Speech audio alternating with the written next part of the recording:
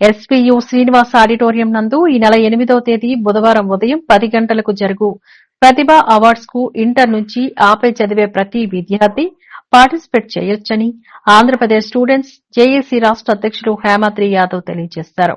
Tirupati press club లో సోమవారం media ముందు ఆయన మాట్లాడుతూ తిరుపతి నగరంలో విద్యా సంస్థల్లో చదివే విద్యార్థులను మరింత ప్రోత్సహించడానికి ఈ కార్యక్రమానికి శ్రీకారం చుట్టామని చెప్పారు. ఇతర వివరాలకు 9014180839 సెల్ ఫోన్ నంబర్ కి సంప్రదించాలని కోరారు. ఈ విలేకరుల సమావేశంలో జేఏసీ సభ్యులు వెంకటేశ్వర్లు, శ్రీను, నాదముని, భవానీ, శంకర్ తదితరులు పాల్గొన్నారు. ప్రతి సంవత్సరం లాగే ఎప్పటిలాగే ఈ సంవత్సరం కూడా ఆంధ్రప్రదేశ్ స్టూడెంట్ జేఏసీ ఆధ్వర్యంలో ప్రతిభ అవార్డ్స్ కార్యక్రమం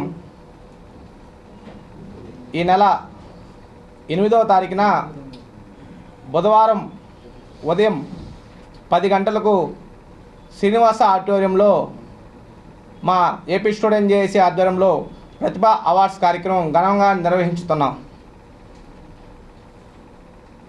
విద్యార్థులందరినీ కూడా ఎడ్యుకేషన్ మోటివేషన్ కోసం వారిని విద్యలో ప్రోత్సహించుటకు మా ఏపీ స్టూడెంట్ జేఏసీ నిర్వహిస్తున్నటువంటి ఈ కార్యక్రమం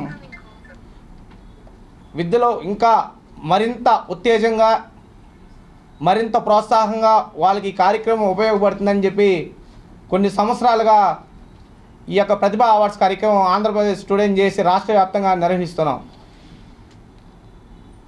ఈ కార్యక్రమానికి ఈరోజు పోస్టర్ ఆవిష్కరణ చేస్తూ మీ ద్వారా ఈ కార్యక్రమం